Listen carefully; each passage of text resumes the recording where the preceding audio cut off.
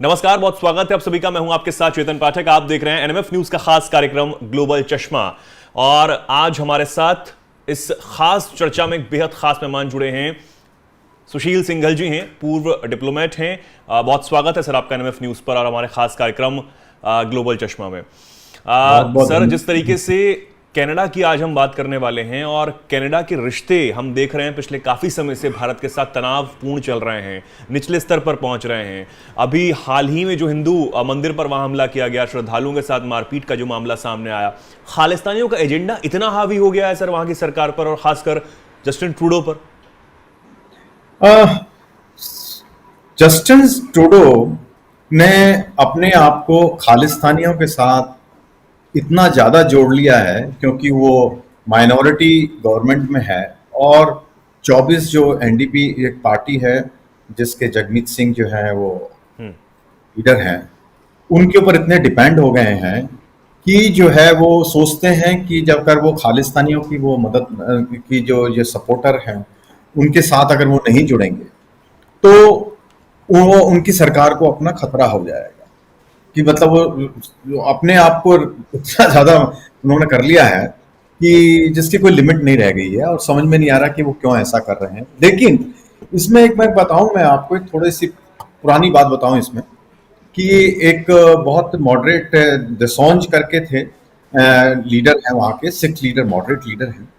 तो उन्होंने एक पीछे इंटरव्यू दिया था, तो उन्होंने जब ये दोनों एमपी थे, मेंबर ऑफ पार्लियामेंट थे, उस जमाने में दोनों साथ साथ बैठते थे। तो उन्होंने कहा था इनसे, जस्टिस ये ट्रूडो से, जस्टिन ट्रूडो से, कि भाई ये जो आप थोड़ा सपोर्ट करते हैं खालिस्तानियों को, इसको इस तरह से नहीं करने चाहिए, बहुत बड़ा हमारे को नुकसान होगा।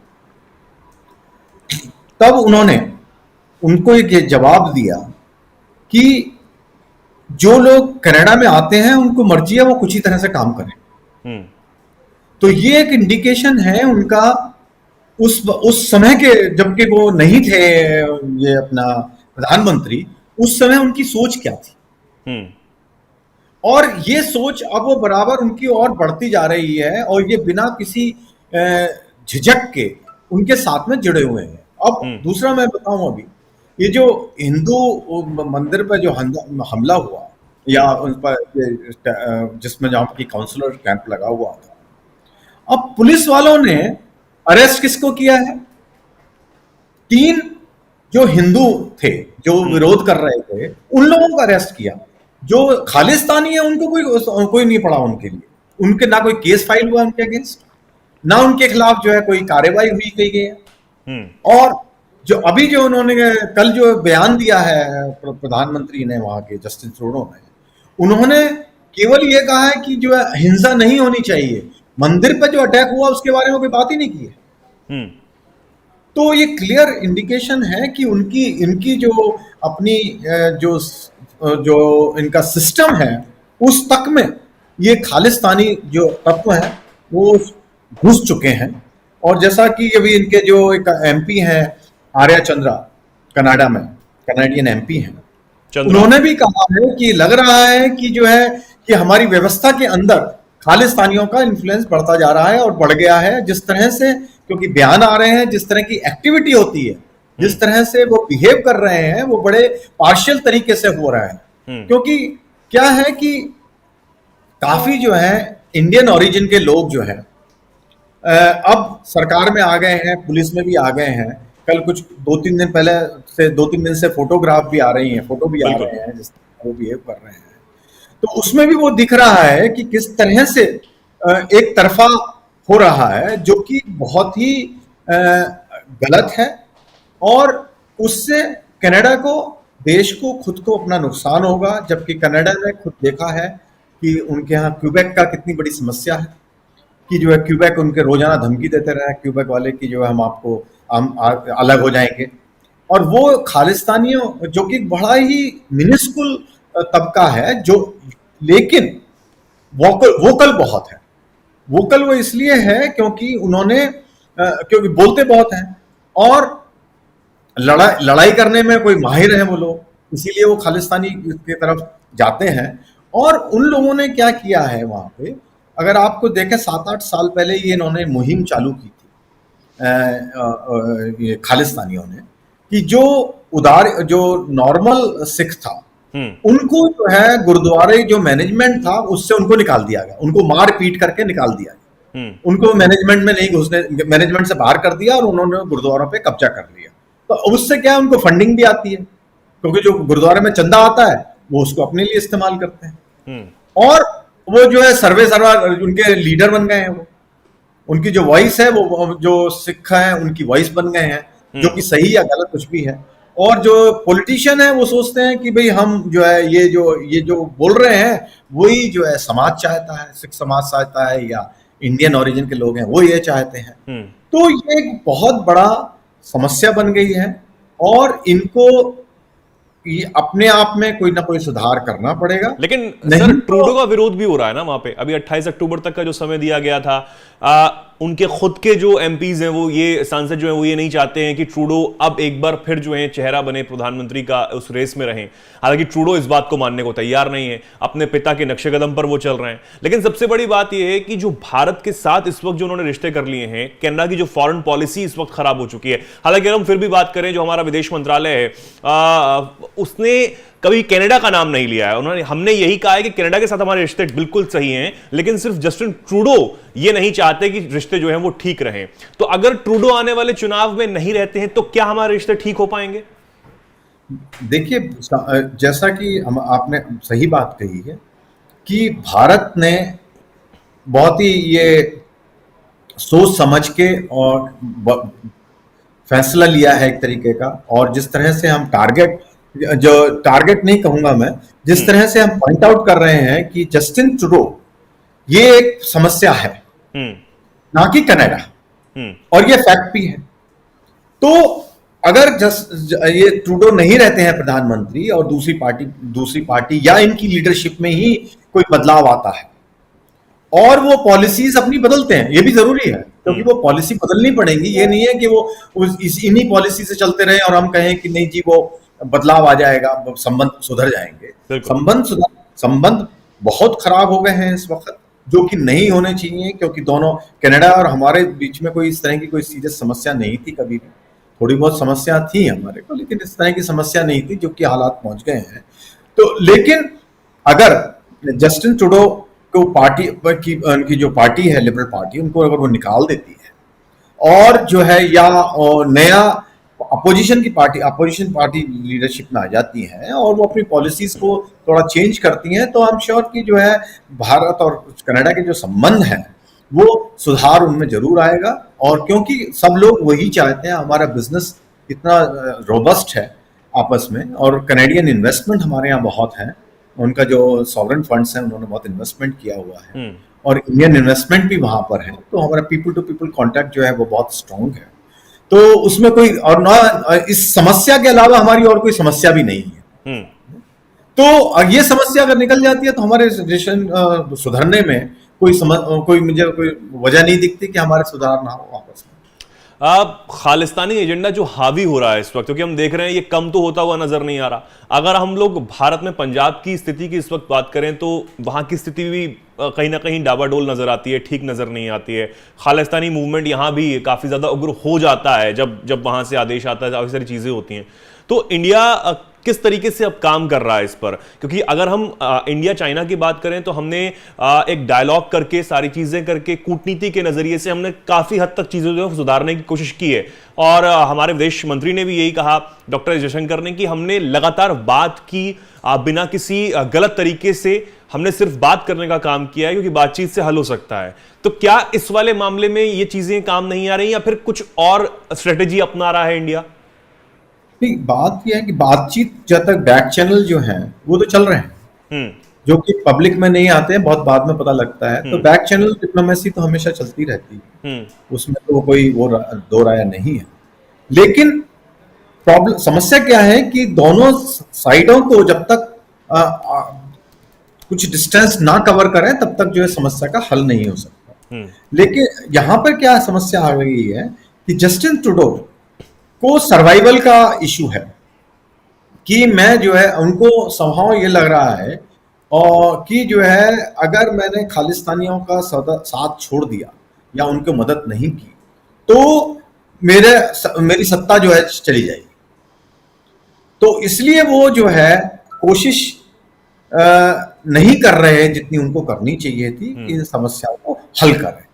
तो इसलिए इंडिया चाइना और इंडिया कनाडा का जो है रिलेशन, जो कंपैरिजन है, वो थोड़ा सा गलत हो जाएगा यहाँ पे, क्योंकि दोनों साइडों की वहां इच्छा थी। यहाँ जो जस्टिन ट्रूडो बिल्कुल नहीं चाह रहे हैं, केवल वो चाह रहे हैं कि मेरी शर्तों पे, जैसे मैं चाह रहा हूं उस तरीके से ही इसको हल करा जाए। तो इसलिए यहां डिप्लोमेसी इस वक्त जो सक्सेसफुल नहीं है, लेकिन मेरे को विश्वास है कि आगे के आने वाले समय में इस समस्या का हल निकलेगा और कनाडा को रियलाइज होगा कि जो वो कर रहे हैं वो ठीक नहीं है।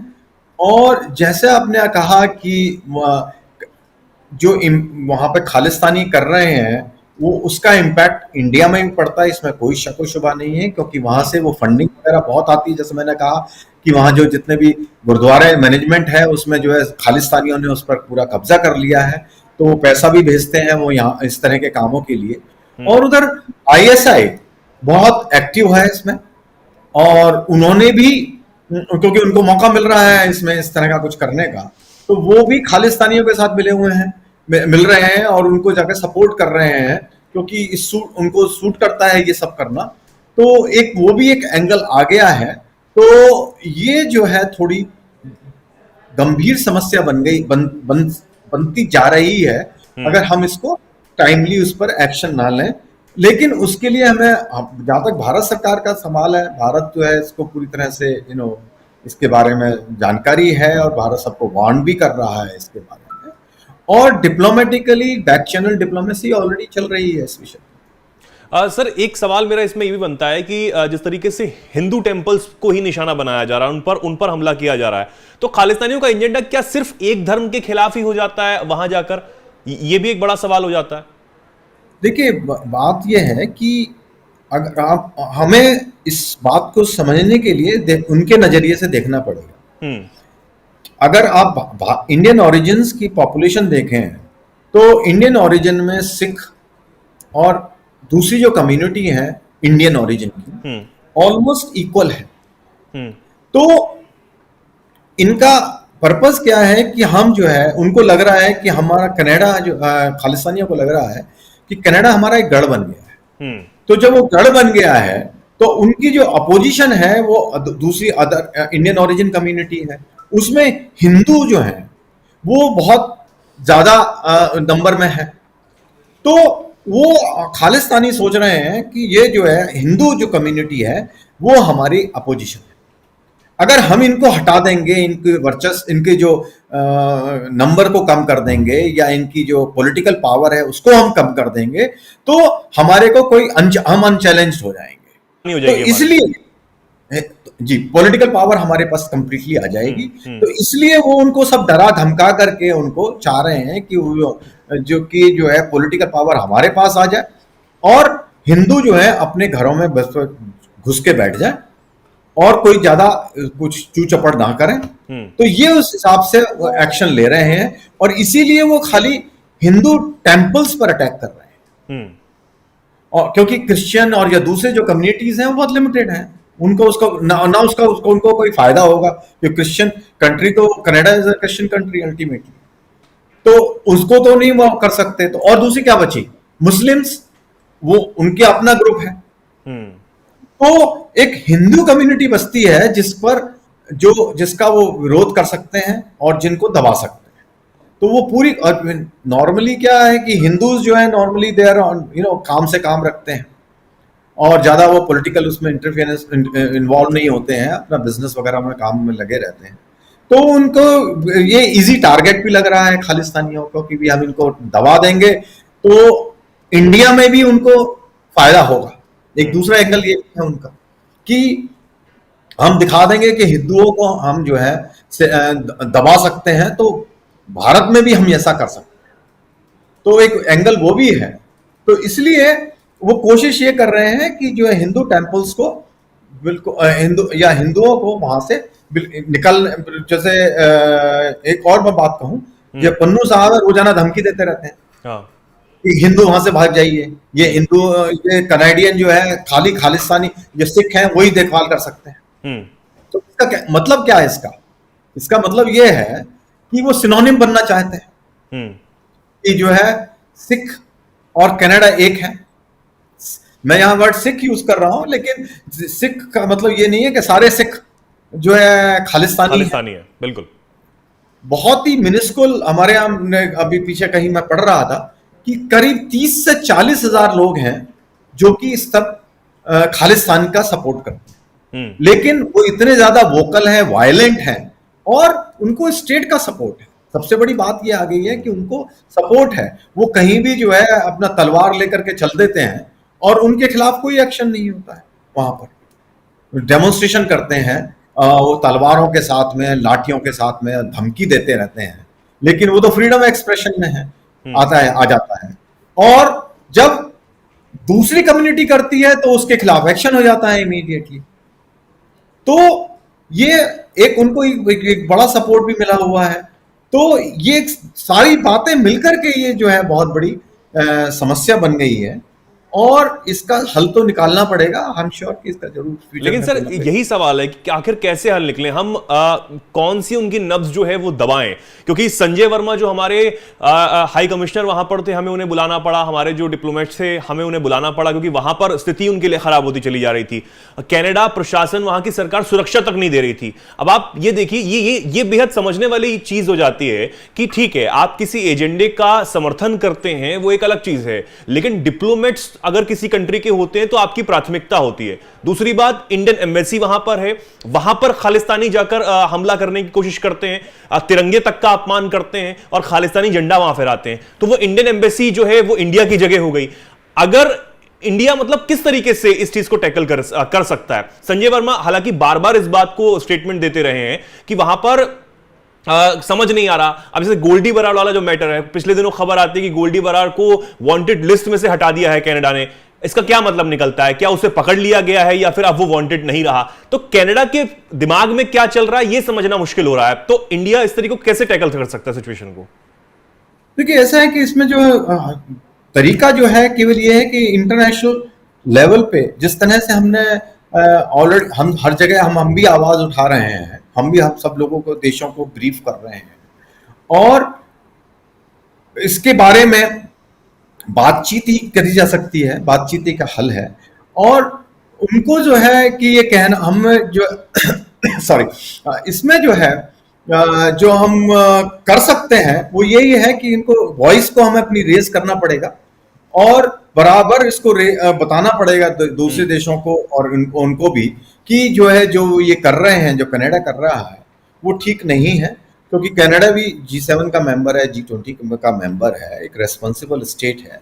तो एक या दो जो लोग हैं जो पॉलिटिकल पार्टी में, जो जैसे जस्टिन ट्रूडो हैं, केवल वही इसको जो है वो एजेंडा को लेकर चलें और देश की अपनी हालात को खराब करें, तो जो आई थिंक कैंपेन जो इस तरह से चलनी चाहिए, एक तरह के से मेरे विचार से, कि लोगों को अवेयरनेस क्रिएट करनी चाहिए कि ये जो हो रहा है वो गलत है और इससे सभी का नुकसान है। और एक जो हम आपस में, जैसे मैंने कहा कि अभी कि हमें ब्रीफिंग कर रहे हैं हम लोगों की, और जो बैक चैनल जो कम्युनिकेशंस है वो हम इस्तेमाल कर रहे हैं। लेकिन जो फिर मैं वही बात कहूंगा कि समस्या ये है कि जस्टिन ट्रूडो जो है बिल्कुल एक हेलबेंट हो गए हैं कि जो है हम जो हमारा एजेंडा है, मेरा ये सपोर्टिंग द खालिस्तानी, वो उसको मैं लेकर के ही चलूंगा। तो वो जो है वो सबसे बड़ी समस्या खड़ी कर रहा है, और इसीलिए पिछले 1-1.5 साल से हम देख रहे हैं कि संबंध बराबर खराब होते जा रहे हैं हमारे, कि हर बार लगता है कि अब चलो अब रुक गया मामला, लेकिन वो फिर नया कुछ ना कुछ निकाल लाते हैं, और वो बार बार कह रहे हैं कि हमने ये एविडेंस दिया, हमने वो दिया, लेकिन फिर खुद एडमिट करते हैं अपनी पार्लियामेंट में और अपनी कमेटीज में कि जी हमने एविडेंस नहीं दिया, हमें इंफॉर्मेशन दी। बिल्कुल। अभी तो हमें भी मालूम है कि एविडेंस और इंफॉर्मेशन के बीच में बहुत बड़ा फर्क हो जाता है। तो और उसको फिर बदल जाते हैं बात को। जब कोई पॉलिटिशियन और जो लीडर, कोई कंट्री अपनी बात पर नहीं टिकने को तैयार है, तो वो उनकी क्रेडिबिलिटी तो खत्म होती ही है, लेकिन उससे एक समस्या ये हो जाती है कि हम उसको क्या करें आगे, क्योंकि आप विश्वास तो कर नहीं सकते फिर उस बात का, लेकिन वो झूठ इतना बोल रहे हैं फिर बार बार। तो इसके लिए आई थिंक वो सॉल्यूशन यही है कि हम उसको आगे लेकर के उनको प्रेशर बनाएं, और जैसा कि वहां पे हालात हो रहे हैं, उनकी अपनी पार्टी उनका विरोध कर रही है, उनको कोशिश कर रही है कि उनको हटा दिया जाए। अगर वो सक्सेसफुल हो जाते हैं तो आई थिंक काफी हद तक समस्या जो हो रही हैं उनका हल सामने आ जाएगा, सुलझ सकते हैं। ठीक है, बहुत बहुत धन्यवाद सर आपका हमारे साथ जुड़ने के लिए और इस चर्चा में बताने के लिए बारीकी से कि आखिर क्या हो सकता है, क्या कुछ पहलू जो हैं वो भारत के पास बचते हैं, क्योंकि खालिस्तानी जो एजेंडा है, मूवमेंट है, वहां की कनाडा की सरकार पर तो हावी हो रहा है, खासकर जस्टिन ट्रूडो के दिमाग पर ज्यादा हावी हो रहा है। और कहा यह जा रहा है कि वो अपनी कुर्सी के मुंह को लेकर इतना ज्यादा उस पर चिपक जाना चाहते हैं कि वो फॉरेन पॉलिसीज को ही तबाह करने पर तुले हुए हैं, खासकर भारत जैसे देश के साथ, जिसके साथ आज कई ऐसे देश हैं जो भारत के साथ जुड़ना चाहते हैं, भारत के साथ आगे बढ़ना चाहते हैं। क्योंकि हम भी यही कह रहे हैं कि one earth, one family, one future, अगर हम साथ बढ़ेंगे, साथ आगे काम करेंगे तो ही सबका भला हो सकता है। और इस बीच में, इस वक्त में जब प्रधानमंत्री नरेंद्र मोदी इस बात को कहते हैं कि 21वीं सदी में हमें जंग नहीं देखनी है, हमें कैसे आगे ग्रो करना है, हमें यह देखना है और साथ चल के ग्रो करना पड़ेगा, उस बीच कनाडा भारत के साथ रिश्ते खराब करने पर तुला हुआ है। हालांकि वही बात मैं बार बार कहूंगा कि विनाश काले विपरीत बुद्धि। उम्मीद है कि जस्टिन ट्रूडो को आने वाले समय में अक्ल आए और जो उनका एजेंडा, जिस एजेंडे के तले वो काम करते हुए नजर आ रहे हैं, वो उसको समझें और जो फॉरेन पॉलिसीज भारत के साथ अब तक खराब कर चुके हैं, आगे आने वाले दिनों में उसको स्टेबल करने की वो अपनी तरफ से कोशिश करेंगे। उम्मीद है हमारे दर्शकों को ये वीडियो पसंद आई होगी, ये चर्चा जो है पसंद आई होगी। इस पर जो भी कुछ आप कहना चाहते हैं, कमेंट सेक्शन आपके लिए खुला हुआ है, कमेंट सेक्शन में आप सभी बताएं और देखते रहें एनएमएफ न्यूज। नमस्कार।